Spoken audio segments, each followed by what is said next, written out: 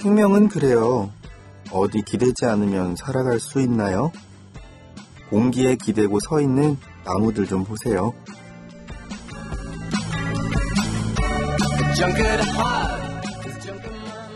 우리는 기대는 데가 많은데 기대는 게 맑기도 하고 흐리기도 하니 우리 또한 맑기도 흐리기도 하죠. 비스듬히 다른 비스듬히를 바치고 있는 이요.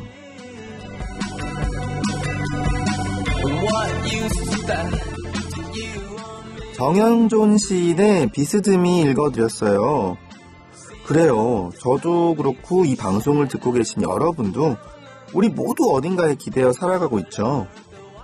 비스듬히 서로에게 기대고 또 서로를 받쳐주고 그렇게 서로 기대어 살아가는 우리들. 오늘 여러분의 마음은 어디에 기대어 있나요? 혹시 등 뒤가 허전하시다고요? 그렇다면 지금 이 순간 우리 함께 야자수에 기대어 쉬어보는 건 어떨까요?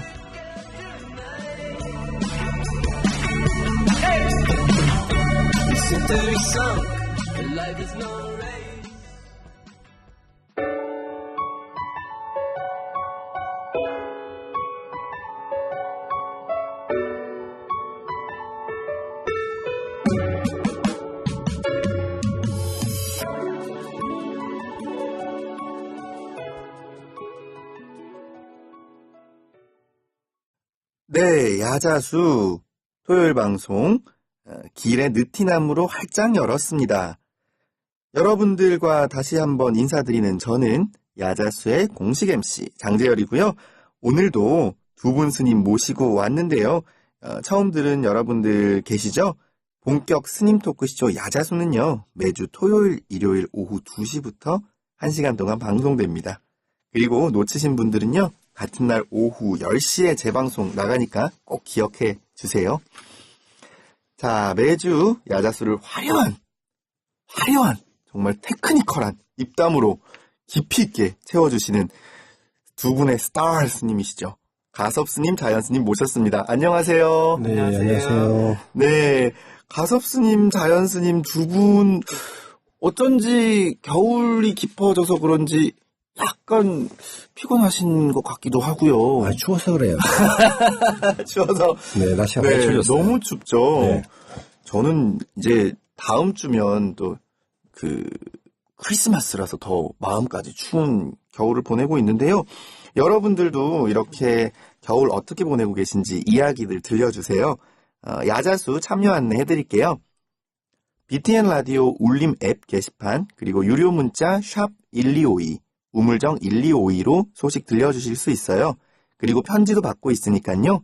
이메일은 radio@btn.co.kr 손편지는 서울시 서초구 남부순환로 2265 BTN 불교라디오 야자수 담당자 앞으로 보내주세요.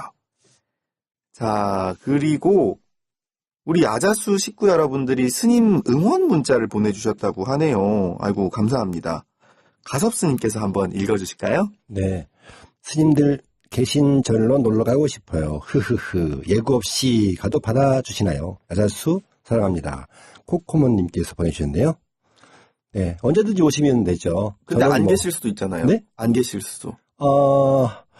전화 주시면 제가 기다리겠습니다. 네. 예고 없이 가셔도 되지만 그래도 기왕이면 자연스님은 정말 전국을 다니시느라 바쁘실 것 같아서 가도 못 뵐 것 같은 생각도 좀 들어요. 그 정도 못 맞춰서 오면 안 오는 거나 마찬가지입니다. 그 정도 능력은 있어야죠. 무심한 듯 시크한 답변 감사합니다. 네, 아까도 말씀드렸지만 그나저나 일주일 뒤에 크리스마스, 정확히는 크리스마스 이브죠. 가섭스님께서 관장님으로 계시는 복지관은 이런 행사들 많이 할 것 같고 아이들도 그렇죠. 많이 올 것 같은데 네네. 따로 준비하고 계신 거 있으신가요? 저희는 이제 불교 기관에서 운영하는 복지관이다 보니까 네네. 별도로 행사는 하지 않고요. 하지도 않고요. 네. 이제 주위에 있는 이제 이웃종교에서 뭐 성당이나 네네. 또 교회에서 후원이 많이 들어오죠. 아이들을 위해 가지고 선물도 오기도 하고. 네네. 다만 이제 그 어린이집이 있습니다. 저희 한솔 어린이집이 있는데 네. 그 어린이집에서는 이제 추리도 달아놓고 또 사슴도 모셔놓고 네. 아이들에게 네. 그런 이제 연출은 해줍니다. 정서적으로 이제 그게 안정이 될 수 있기 때문에 그렇죠. 네, 그 정도 선에서 준비하고 있고요. 연말이다 보니까 네. 아이들이 선물 좀 다 좋아하니까요. 네. 네. 아, 그렇군요. 자연스님, 저도 그렇지만 우리 청취자 여러분들 중에서도 외로운 솔로분들 많으실 것 같아요. 크리스마스 이브, 크리스마스 이 외로운 시간 2박 3일을 어떻게 하면 좀 활기차게 보낼 수 있을까요? 그러게요. 그래서 월정사에서는 청년 마음 출가를 만들고 있습니다. 12월 언제죠? 20일부터 12월 20일이요? 외로움을 정면으로 돌파해라. 네. 아예 20일부터 시작을 해가지고요. 한 7박 8일 동안. 20일 날 들어가서 7박 8일이면 28일에 끝나는 거니까 완전 딱인데요? 예. 네. 외로울 시간이 없습니다. 외로울 시간이 없겠군요. 자, 외로울 땐 108배를. 네, 108배, 안 되면 1080배, 안 되면 3000배까지. 네. 네. 아니, 생각지도 못한 좋은 정보, 감사합니다. 자, 오늘도 이렇게 즐거운 이야기들로 시작해 봤는데요. 크리스마스, 외롭지만, 그래도 노래 한 곡 듣고 가야겠죠? 저스틴 비버가 불렀습니다. Santa Claus is coming to town.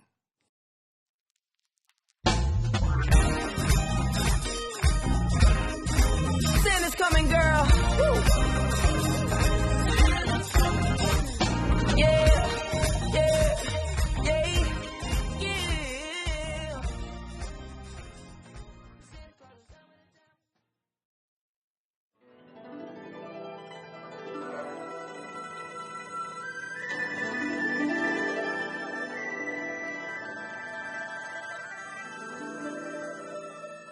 그분이 알고 싶다.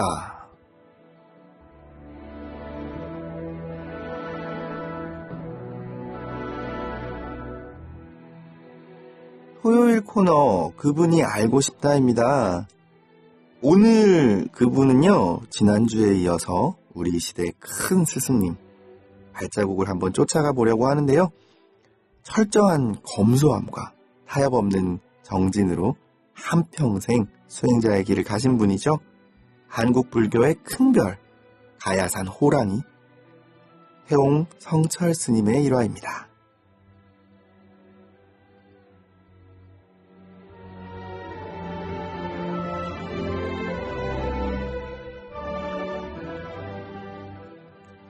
자연 스님, 성철 스님에 관해서 전해지는 재밌는 일화를 들려주신다고요, 오늘.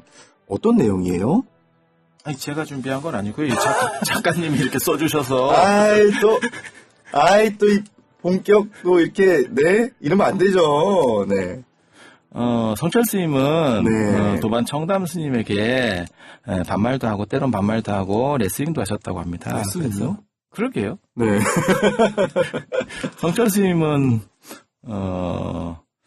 성철 스님보다 세속 나이로 10살이나 많았지만 그래서 아무 허물 없이 이렇게 지내셨다고 하네요. 청담 스님이 10살이 더 많으셨지만, 예. 네. 그래서 이를 이제 제자분이 청담 스님 제자분이 이제 네. 못마땅해서 이렇게 불만을 터뜨리셨는데 청담 스님께서 되려 성철 스님께서는 한국 불교의 큰 보물이시고 그리고 나이는 내가 10살이나 많지만 불교나 이런 깨달음에 있어서는 훨씬 더 훌륭하신 분이니까 그런 것은 뭐 큰 문제가 없다. 이렇게 대답을 하셨다고 합니다.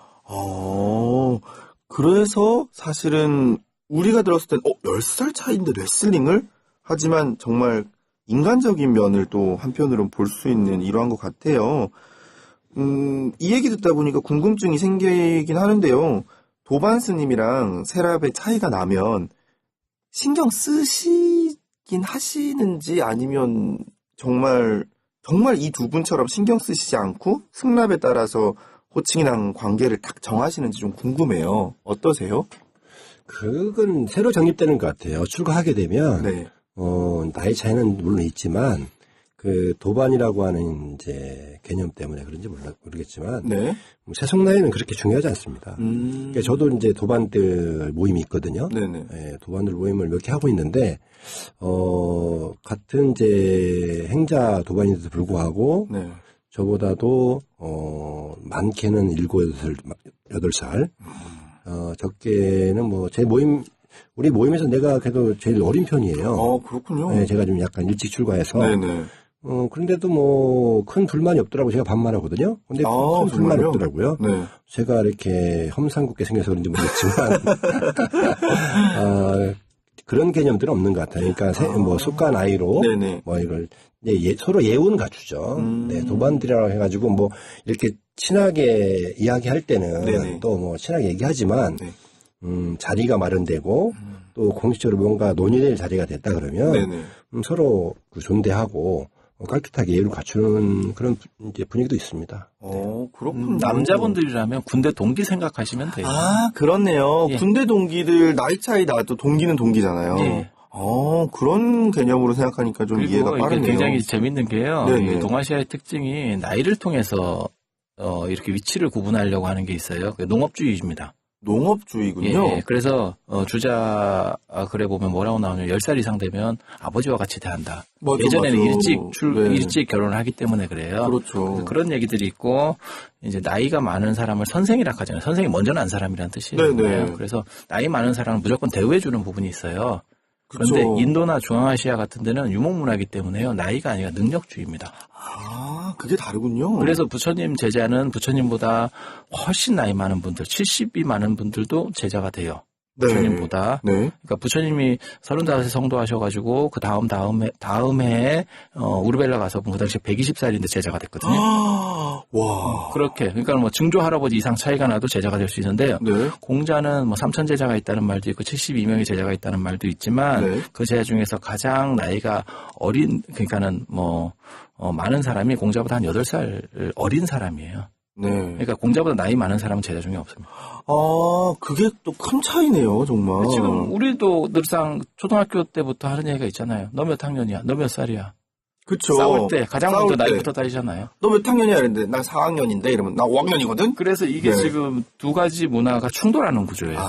그러니까 불교적인 문화가 우선하느냐, 안 그러면 이 동아시아로 와서 유교적인 문화를 선택적으로 수용할 것이냐에 대한 혼란 부분입니다. 그렇네요. 당연히 두 분 스님께서야 이 불교 안에서의 가치관대로 또 행동하신 건데, 밖에서 봤을 때, 이렇게 할 수 있다라는 그런 충돌이 예. 있겠네요. 근데 이 질문의 답을 듣다 보니까 한 가지 더 궁금한 게 생겼어요. 이렇게 레슬링을 하실 정도로 우리가 성철 스님의 말씀은 좀 알지만 성철 스님이 어떤 분이다라는 건 잘 모르는 분들도 많잖아요. 예. 정말 이렇게 약간 편한 표현으로는 개구진 면도 있는 이런 분이신가요? 활동적이고 남성적인 분이니까요. 그리고 네. 지금 10살 차이가 난다 그러잖아요. 이길 수 있는 경기를 하시는 겁니다. 그렇군요. 네. 네, 아유, 참, 이렇게 인간적인 면까지 또 이야기 들어봤습니다. 지난주에 이어서 오늘까지 그분이 알고 싶다 성철 스님 특집으로 꾸며봤고요. 여러분들도 그분, 알고 싶은 그분이 있으시다면 울림 앱 게시판과 문자 그리고 이메일 등으로 저희에게 알려주세요. 충분한 이야기들, 깊이 있는 정보들 전해드리겠습니다. 노래 한 곡 듣고 올게요. 드렁큰 타이거의 너희가 힙합을 아느냐.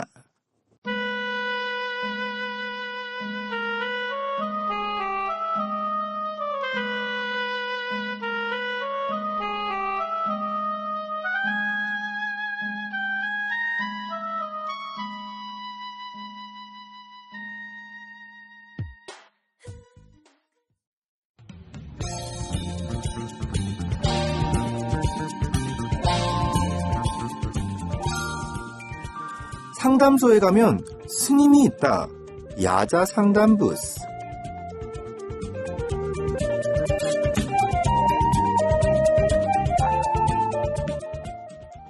어서 오세요, 여러분. 여기는 야자 상담 부스입니다.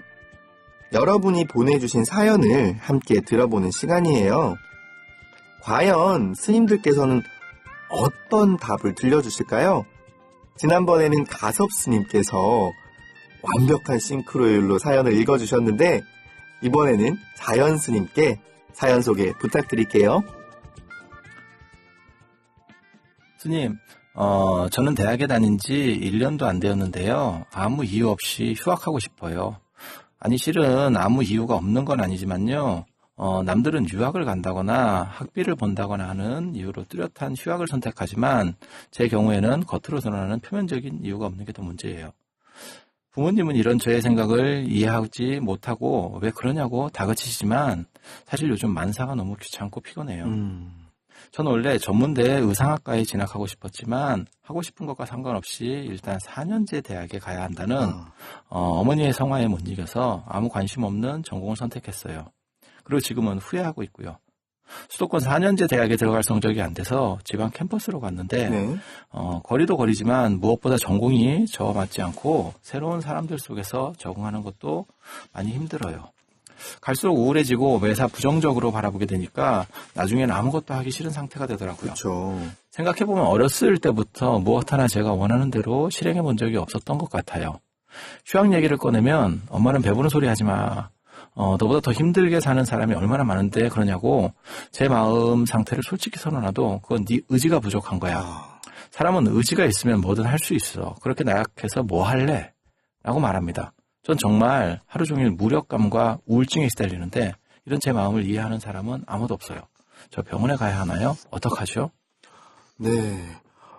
저는 스튜디오로 20살 학생을 모신 줄 알았어요. 스님께서 이 학생의 마음을 정말 잘 담아서 사연을 읽어주셨는데 어쩌면 지금 수능을 치고 대학 진학을 준비하는 19살들도 내년에 어쩌면 겪게 될 사연일 수도 있을 것 같고요.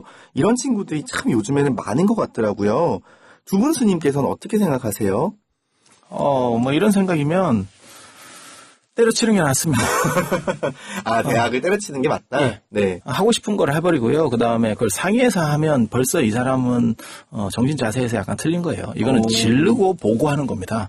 지르고 약간 통보네요. 그러니까. 그렇죠. 예전에도 그 난 같은 거 일으킬 때 보면 네. 결정적일 때는 이미 죽여놓고 처리를 합니다. 그래요? 선제 공격이죠. 해도 되겠습니까? 이렇게 네. 물어보는 게 아니에요. 네. 이미 일은 다 벌려놓고 선택권 없게 만들어놓고 그 다음에 처리하면 돼요. 그리고 그런 용기가 없다면 일단 부모님 뜻에 따라서 다니시고 대학원에서 생각을 한 번 더 해보세요. 그렇군요. 지금은 예전처럼 대학만 졸업하는 시절이 아니고요. 맞아요. 대학원까지 졸업하는 시절이니까 네. 대학원에서 뭔가 판단을 다시 하시는 것도 하나의 방법이 돼요. 지금 확 질러보거나 지르기가 조금 용기가 부족하다면 다음 단계에서 준비해보는 것도 좋을 수 있다라는 말씀인데 가섭 스님은 어떻게 보세요? 저는 이게 참 답답하네요. 이게 이 사연을 들으면서 참 답답했는데요. 네. 애당초 본인이 하고 싶은 걸 했으면 네네. 이후에 이런 고민들, 이런 갈등들, 이런 우울증이 안 왔을 거 아닙니까? 맞아요. 그러니까 우리가 정말 좀 자신감 있게 네. 본인이 하고 싶은 걸 하는 그런 결정들을 스스로 내렸으면 좋겠어요. 그렇죠. 그러니까 이 4년제 대학이라고 하는 게 들어가서 네. 이 본인한테 안 맞는 데 가서 안 맞는 옷을 만약 입고 있다고 생각해서 얼마나 불편하겠어요. 그렇죠. 답답하죠. 근데 이분이 여기 이제 나와 있듯이 저와 맞지 않는 새로운 사람들. 네. 사실은 이게 문제가 아닌 거예요. 왜냐하면 의상학과를 갔으면 네. 거기도 새로운 사람들이죠. 근데 다 잘 맞고. 근데 본인이 이제 좋아하는 거니까 그걸 다 네네. 극복하게 되는 건데 그렇죠. 이 학과 자체에 취미를 못 붙이니까 사람도 낯설어지고 거기에 대해서 여러 가지 자신감이 없어지는 거죠. 네네. 자존감도 떨어지고. 네. 그래서 이제는 좀 그 이분 같은 경우에는 늦지 않았으니까 네네. 새로운 선택을 본인이 하고 싶은 것을 하는 용기를 한번 냈으면 좋겠어요. 네.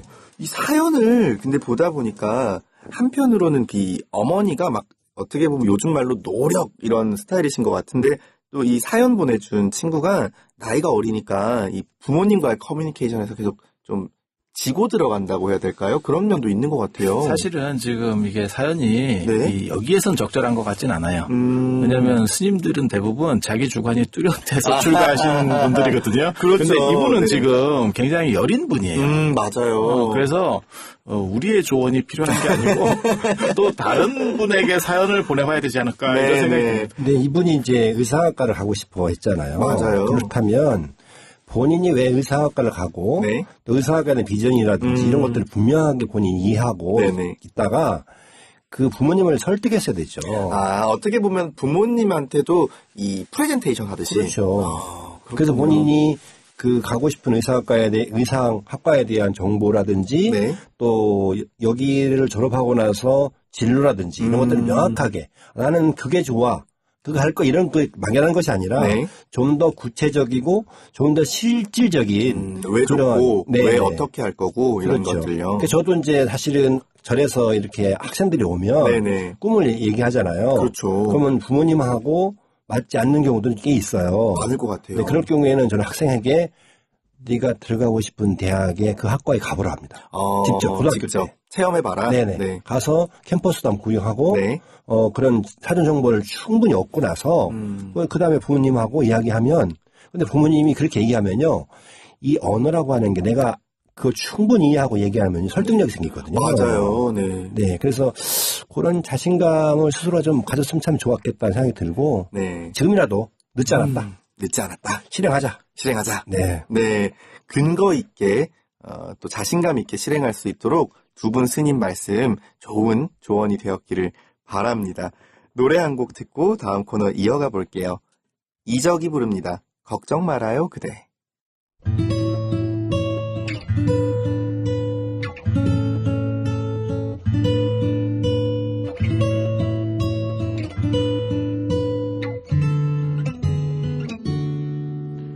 그대여 아무 걱정하지 말아요.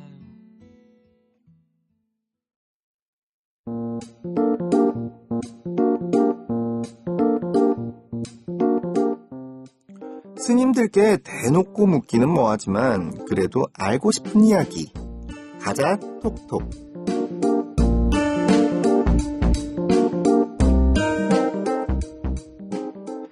스님들께 궁금한 이야기를 물어보는 시간 가자 톡톡 코너입니다. 가섭 스님의 가, 자현 스님의 자를 합쳐 가자 톡톡, 줄여서 가톡으로 부르고 있는데요. 오늘의 주제는요. 스님은 다 안다? 입니다. 스님은 뭘 다 알고 있다는 걸까요? 준비된 질문부터 한번 들어볼까요? 스님은 수행을 오래 하시면 독심술이 생긴다고 들었어요. 사람들의 생각이나 기분을 먼저 아시고는 말을 건네시는데 진짜 스님들은 마음을 훤히 들여다보시나요? 네. 스님들은 독심술이 생긴다고 전 처음 듣거든요, 이거. 네. 자연 스님께서 이 질문 음성 들으시면서 파하 웃으셨는데 이거 진짜인가요? 질문이 재밌어서 웃은 건 아니고요. 목소리가 재밌었어. 아, 오늘도 약간 또박또박 또 말씀해주신 우리 여러분 음성 보내주실 때요. 편안하게 보내주세요. 음성 변조해드릴 테니까 편안하게 보내주셔도 괜찮겠습니다. 아니, 근데 진짜 이런 편견 가진 분들 있긴 있을 것 같아요. 스님 앞에서 거짓말하면 다 아시고. 깨달은 분은 네. 타심통이 있다 그래서 신구육통 중에서 다른 사람의 마음을 아는 그러한 것들이 있어요. 네. 거울처럼 맑아지면 다른 사람 생각이 찍히는 거예요. 아, 비추듯이 보이는 거군요. 그렇게 되는다는 얘기인데 네. 보통 스님들이 그렇게 할 수 있는 건 아니고요. 네. 보통 스님들은 이 종교인의 특성상 많은 사람을 만나게 돼요. 아. 많은 사람을 만나게 되면 네. 간파할 수 있는 확률이 훨씬 증가되는 거죠. 많은 백 데이터를 갖고 계시니까. 그렇죠. 그렇군요. 스님들이 이렇게 뭐 독심술이 있으시다, 뭐 말 안 해도 다 사실 아신다 이런 건 좀 드라마의 영향도 있는 것 같기도 하고 그런 것 같네요. 저도 그런 게 것도 좀 있고 생겼어요. 네. 현장에서 보면 그 신도들이 이제 많이 오잖아요. 네. 그러면 얼굴에 다 드러나요. 쓰여 있나요? 예. 왜냐면 그럼 이거 독심술인데? 독심술이 아니고 우리 근심이 있거나 즐거움이 있으면 네네. 사람은 어떻게 보면 솔직한 편이거든요. 암만 자기 자신을 감추고 한다 하더라도 드러나거든요. 그러니까 스님이 지나가면서 오늘 무슨 안 좋은 일 있어요? 이렇게 한번 던지면 화들짝. 걸리죠. 네. 예, 딱 낚이는 거죠. 그럼 우리 스님은 내가 그 어떻게 알고 계시지 이렇게. 역시 우리 스님 다 하셔. 그래서 이제 차 한잔 마시다 보면 네. 술 나오잖아요. 맞아요. 이야기를 하게 되고. 근데 네. 얘기하다 보면 스님하고 대화하다 보면 편해지고 마음이. 네.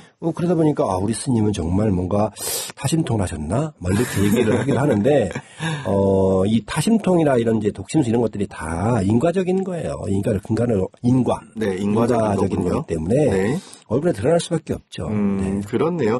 첫 번째 질문 답변 되셨는지 모르겠어요.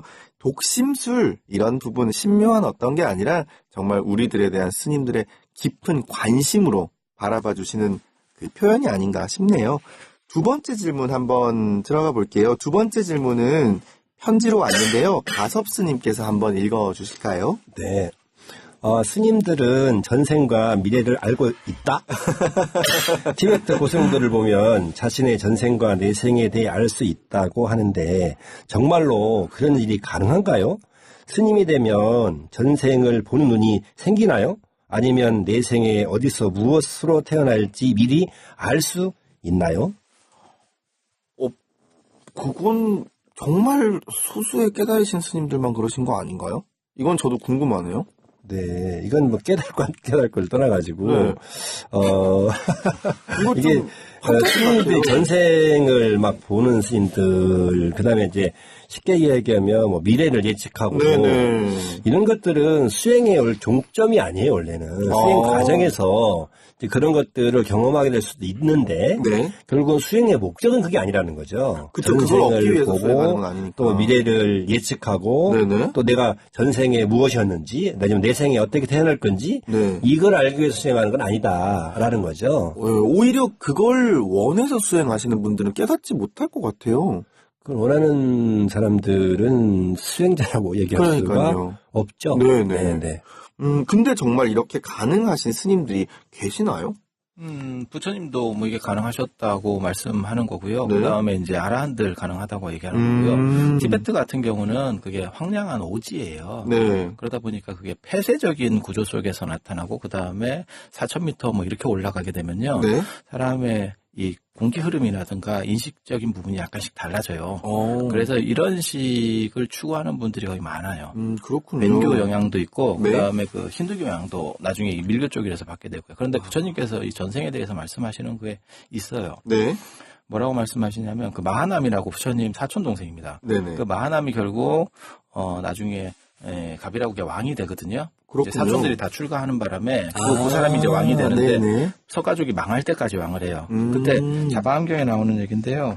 이 양반도 이제 나이가 드니까 사촌 형이기도 하고 부처님이기도 한 거예요. 그렇죠. 그러니까 자기 걸 물어보고 싶은 거야. 부처님 제가 죽게 되면 어디로 저는 가게 될까요? 이게 네네. 너무 궁금한 거예요. 궁금할 것 같아요. 네. 그렇게 물어보니까 부처님께서 뭐라고 말씀하셨냐면 네. 나무가 쓰러지는 걸 본 일이 있느냐. 네. 기운 나무는 도끼질을 하든 톱질을 하면 그 기운 방향으로 쓰러진다.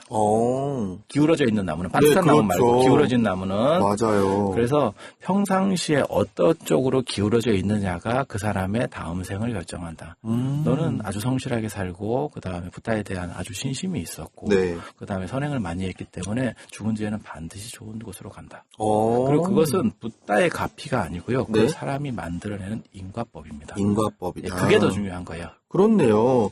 그러면 결국은 이 질문 주신 청취자분들께도 이런 답변 드릴 수 있겠네요. 스님들께서 전생과 미래를 알고 있는 것보다 더 중요한 건 인과에 의해서 내가 어떻게 살아가느냐가 이미 내 전생과 미래들을 결정해온 많은 순간 중에 하나다? 이렇게 볼 수 그리고 있을까요? 선인성과 악인 고가라고 하는 그게 이제 그런 이야기고요. 네. 그다음에 흔히 많이 말할 때 나오는 얘기 중에 하나가 뭐냐면 네 과거생을 알고 싶으냐? 그러면 네가 현재 지금 받고 있는 것을 봐라. 네가 살고 있는 것을 봐라. 네.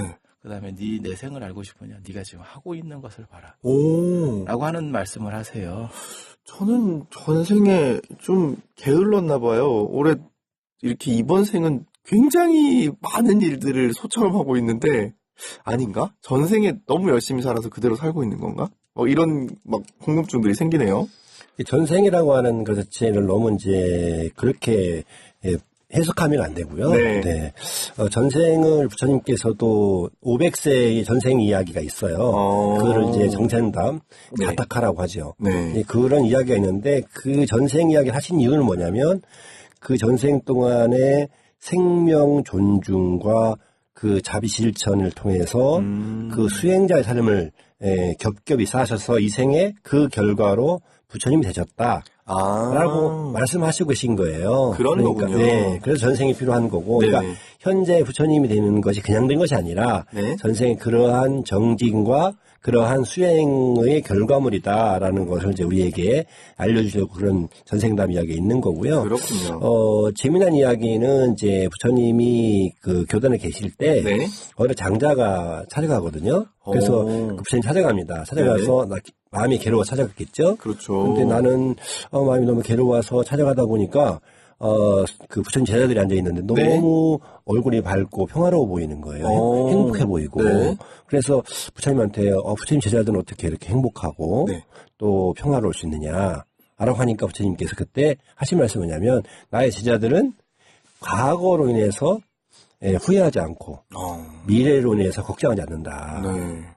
그 이야기는 그러나 일반 사람들은 이제 늘 과거 때문에 후회하고 맞아요. 이렇게 할 걸 후회하지 않습니까? 맞아요. 또 오지 않는 미래에 대해서 걱정하고 너무 많이 어떡하지 하는 걱정을 많이 하는데 네.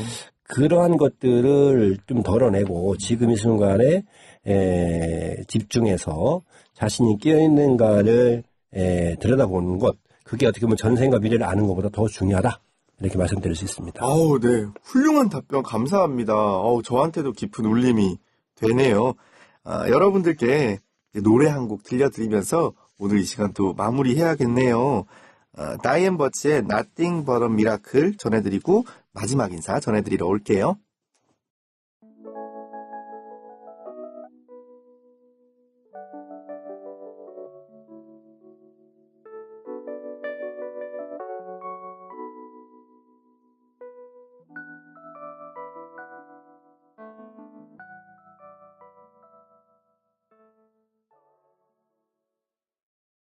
토요일 오후 여러분과 함께한 야자수 마무리할 시간입니다. 청취자 여러분들이 보내주시는 소중한 의견과 흥미로운 질문, 그 밖에 모든 말씀들 저희는 귀를 쫑긋 기다리고 있습니다. 많은 참여 부탁드릴게요. 그리고 저희 BTN 라디오는요, 광고나 협찬 없이 여러분의 후원금으로 제작되고 있습니다. 휴대폰 앱 메인 화면 하단에 보시는 정기 후원을 클릭하시면 방송포교 후원이 가능하고요. ARS 후원 전화 받고 있어요. 060-800-3355번이고요. 02-3270-3464에서 6번으로 정기 후원 안내도 받고 있습니다. 자세한 내용은 BTN 홈페이지에서도 확인 가능하니까요. 여러분들의 많은 관심과 성원으로 더 큰 울림을 만들어주세요. 자, 저희가 준비한 이야기는 여기까지고요. 내일 야자수는 불교적 관점으로 사회 이슈를 논하는 대담 특집으로 찾아뵙겠습니다. 자, 오늘 야자수를 위해 이야기 보따리 펼쳐주신 두 분 스님, 가섭 스님, 자연 스님도 인사드리면서 보내드릴게요. 감사합니다. 네, 내일 뵙겠습니다. 네, 지금까지 연출의 구이철, 진행을 맡은 저는 장재열, 구성의 박누리, 재능기부의 최웅지, 이수연이었습니다. 내일이죠. 일요일 오후 2시 언제나처럼 여기에서 저는 기다리고 있을게요. 함께해요. 야자수 그늘 아래서.